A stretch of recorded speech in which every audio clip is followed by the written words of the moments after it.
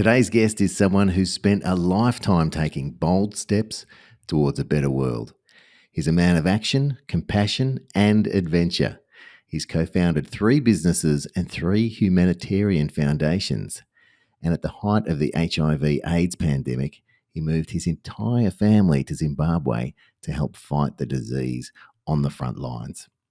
With a passport stamped by over 50 countries and a heart devoted to youth leadership, freedom, and equality, he brings a rare perspective on what it means to live with purpose. He's a devoted father, grandfather, and a lifelong explorer, always finding new ways to make a positive impact. Today, we're talking about his new book, The Power of Storytelling, The Lessons of a Lifetime, and how we pass on wisdom, joy, and love to the next generation. Steve Mann, welcome to the show. Thank you very much, John. It's great to be here. So good to have you all the way from Utah. And like I say sometimes to my friends in the United States, welcome to the future. I've only been in Melbourne a couple of times, but loved it there. So it's your morning, I guess. So good morning, Melbourne. And I'm glad you've been here. I'm glad you've been here. And with let's just have our audience get to know you a little bit before we dive into all those wonderful topics that we're going to. And with your humanitarian work and your business work and your family life, it must be a challenge when people ask you, what do you do? How do you answer that in a way, because you've done so much? Well, it depends on who's asking, I guess. Yeah. That's always been a bit of a problem in my life. When I used to be a consultant, my kids would say, "Well, what do you do, Dad?" And that's a hard thing to explain. Later on, I owned a pretzel company, and so they'd ask, and I say, "I make pretzels." And that the kids understood. Um, they kind of didn't understand what humanitarian work was, but they did understand a little bit what AIDS was. And Yep. so I could tell them I was fighting that. And Right. they didn't really want to know much more. Let's dive into it then, because it's so many fascinating parts to your life. But taking your family out of, I guess, a comfort zone and going into a whole new country to make a difference. Now that shows so much compassion and love and wanting to make a difference in the world. And you've got to juggle your family at the same time. I was wondering, you're probably looking at it as a great challenge and experience for everyone, and the opportunity to make a difference. Is that what was kind of going on and what the reason was? Or let us know what all the reasons behind why you went over there. Well, it was a challenge. I had been traveling to Africa a lot and traveling to the Philippines, so they're kind of used to me doing that. And I came home one time from Africa and went to a meeting. It was a church meeting, and I didn't know what it was, but what they were trying to do was recruit missionaries. And I turned to my wife and said, "Hey, we can't do that with 6 dependent children, but who cares? Want to go to Zimbabwe and see if we can make a difference?" Now, here you have to have the right wife. She immediately said, "Yeah, let's go." And 5 months later, we were in Harare with all 6 kids, trying to figure out schools and figure out healthcare and everything we needed to do. And meanwhile, I had kind of disappeared, roaming around the country trying to find out what was going on with AIDS. So I think the family pretty much built into that, some more than others. Mm-hmm. I had some kids who were in high school or middle, didn't really like being pulled out of high school, as you can imagine, but they got used to it and they made friends over there. And today they're grateful for the experience. And they were quite young. What were the rough ages of your children when you went over there? Well, my youngest then were in the second grade, third grade. I had 1 in college and 2 in high school. And it's the high school kids who were the least happy about the whole thing. Yeah, I can imagine. I can imagine. And so what's the work that you did there to make a difference while you were there? Well, when we went over, and the reason we went to Zimbabwe, that was the height of the AIDS pandemic. And roughly 58% of all adults in the country were HIV positive. Back then, that meant they were dead in about 5 years. And When we first got there, it was still illegal to talk about it because the country Wow. didn't admit that there was AIDS, and which is pretty typical for most of Africa then. And I remember the first meeting we went to, there were guards with Kalashnikovs outside the door reminding everybody not to talk about this. So I started going around the country talking to everybody I could, and decided the best thing I could do with my skill set was try to teach junior high, high school kids how to avoid getting AIDS. So I started working on a program, found some Catholic sisters who had a wonderful program going on and but didn't know how to spread it.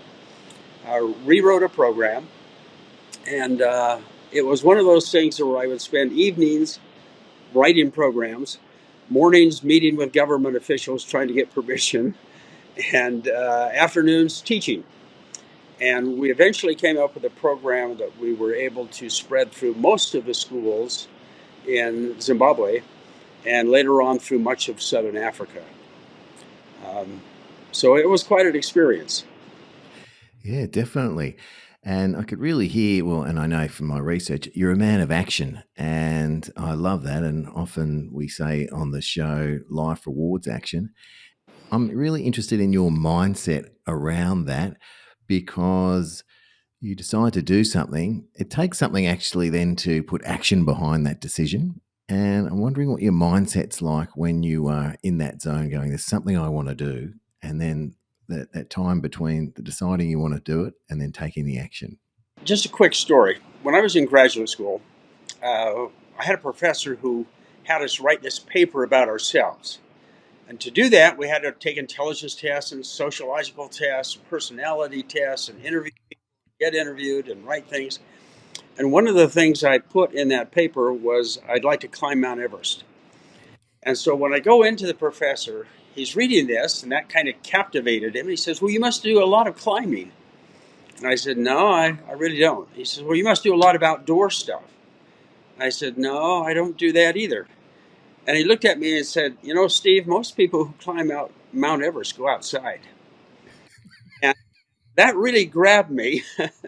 So I took the summer off and moved to Jackson Hole, Wyoming, and worked as a waiter at night and learned to climb in the daytime. But the message has stayed with me. If you want to do something, go do it, or do something that gets you closer. Do something about it. Yeah. And so I've always had kind of that idea. Another kind of funny story, I guess. Later on, we were home and I was listening to the kids in the next room. They were talking about boom revelations. So I interrupted and said, "What the heck is that?" They said, "Well, that's you, Dad." I said, "What do you mean?" "Well, it's like, boom, we have two new kids. Boom, we go off to Africa. Boom, we just do things. You just seem to do things." And I suspect that's just been true of my personality from early on. Yeah, right. And that piece of advice that you got early on as well, that's stuck with you. Fantastic. Fantastic. And with all the travels that you've done, and in my research, I didn't find out that you used to own a pretzel company, but that's interesting. I've never interviewed anyone that's made pretzels before, but I love pretzels like most people. But you've traveled a lot. You've been successful in business. What's a universal truth that you've found, no matter where you go, what you do, what the people you meet? What rings true for you? People are pretty much the same wherever you are, whatever the religion, the ethnicity, the color, the country. Mm, Um, People are concerned about their children. They want a better life for them. People are generally kind no matter where you go if you give them a chance. And so, unfortunately, I think that's hard to learn, at least in the same way, without being out there, without traveling, without meeting other people. mm. We tend to get stuck in the stereotypes we see on television or on movies, and it's not like that. But when you spend time, not just traveling as a sightseer, but working with people, you find out you're 99% the same, and you share the same values and the same hopes and dreams and fears. And so it's easy to, I guess, be in part of a world, have a world vision of things, because it doesn't matter, people are the same. Nice, nice. And what gives you hope for the future? I suspect part of that is just being basically an optimist. Mm, In the United States right now, as you may hear or have read, we have a lot of divisions. And both sides think we're near the end of the country and don't talk to each other. And, I just don't buy into that. I listen to the youth and I hear what they say, and they may not know the answers right now, but I have confidence that they will figure them out and that the next generation will help right the wrongs of this generation, as has always happened. mm, mm. And so I have great faith. When you go out and talk to kids anywhere, they're creative. They're looking for solutions. They share mostly the same values. Yeah, And so, I grew up right after my parents grew up with World War II, the Depression. They had a certain set of values they wanted to pass on. I grew up after that. And it was kind of the baby boomer generation. And for us, everything was possible. And we did that. We went to the moon, we doubled the lifespan, we did all kinds of things. We also neglected families and created all kinds of other issues. The next generation reacts against that. And so the other thing is, I've been a great student of American history, and it has always been a contentious country. And in fact, when the Black Lives Matter, uh, I guess, protests were going on, I joined some of them. And I would hear people talking about the world is coming apart. Look at all these riots. And I'm thinking, where were you in the 70s when I was, mm, or 60s? We were burning down towns, cities, tearing up universities. But people lose perspective. yeah, They aren't aware of those things. And yet American history has been filled with that from the very beginning. And yeah, yeah, yet we find a way forward. We yeah, move gradually to a little bit greater equality, a yeah. little bit greater acceptance. And I just believe that will continue to happen. But it doesn't happen by itself. It only happens if people get involved and make a difference themselves. Yeah, and that's where that action comes into it. And that's what I was hoping, well, knowing that through conversations like this, people can really crystallize that action is the way to get things done and the way to make things happen. You can think about things, which is part of the process, but where the success really happens is when you start to do things. And so this show, Steve, is called Rise and Thrive. Oh, let me get it right. Rise and Thrive Conversations for Greatness. And I often ask my guests, because I'm really interested in their perspective, what does greatness mean to you? Probably start with what it doesn't necessarily mean to me. It doesn't mean that Sure. you have to be president of a country or start a company or do anything like that. I think greatness for everybody is being true to your values. Mm-hmm. It's having integrity. It's believing you can make a difference and trying to do that. And that trying doesn't need to be a big thing. I had been in a march, this was 50 years ago. I had two young black sons at the time. And this was in Idaho, where we were living. And it was a rainy, cold day, but we had a march from the train station to the Capitol, and I was asked to give a speech. And everybody was talking about all these things that we needed to do. And I just said, you know, we don't need to be on a march. We don't need to spend a lot of money.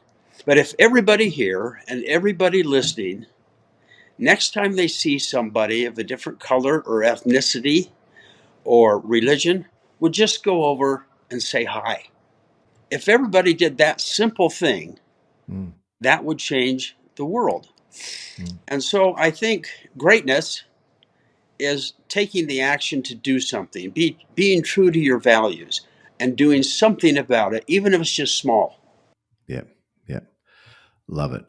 Love it. We've talked about previously on the show of defining your own personal values. So you know what they are. Literally, you can read them and see what they are. So that's a bit of a guide to how you live your life. So I can really hear that coming through with what you're saying, Steve. What at the moment's inspiring you? Like, you're an optimistic guy. You're a man of action, but I'm also interested. Is there what's inspiring you at the moment? Well, right now I'm involved in writing this book that Yeah. you read about. And the book, I think, fits into a lot of the things that you teach on the program. I think everyone would like to share wisdom, love, concerns with the next generation, but often they don't know how. And it starts with they haven't really thought through what are their own values, what are their own traits they think are important. Like you had mentioned from your show, I think people, nearly everybody has them, but they haven't clarified them in their own mind. And that's probably the first step. What are the Mm. things I think are really important? What would I like to pass on to great grandchildren? The second issue is then they don't know how. What do I do about it? You don't sit down with a 7-year old, say, okay, I want to give you a race relation lecture. That would last about a nanosecond. But using that example, I was talking to one of my 7-year-old grandchildren once, talking to them about their uncles, my two youngest sons, who are black, and how they were often followed, not often, but periodically followed home from school by the police because of their skin color. And he looked at me and said, that's dumb. Why would anybody do that? And he wanted to know that, well, it's hard to explain prejudice to a 7-year-old, but Mm. he wanted to know more. In fact, we talked about it a lot. The next morning, he brought up with his parents and the rest of his family, and they had a long discussion. And so I learned kind of that is you don't necessarily tell somebody you're going to give them a lecture. Well, you don't do that, but you can tell a story. And if it's your own story, they're going to listen to it. And then you can say, what do you learn from that? And all of a sudden, you're sharing your values and your traits. Mhm. And I think for most people who want to do that can find a way to do that if they'll identify those values and then identify their stories and then start talking about it or writing it down. And so that is that what the book is doing? Is it a bit of a how to do that with steps, or yeah, I'd love to know a bit more about the format and how the book is.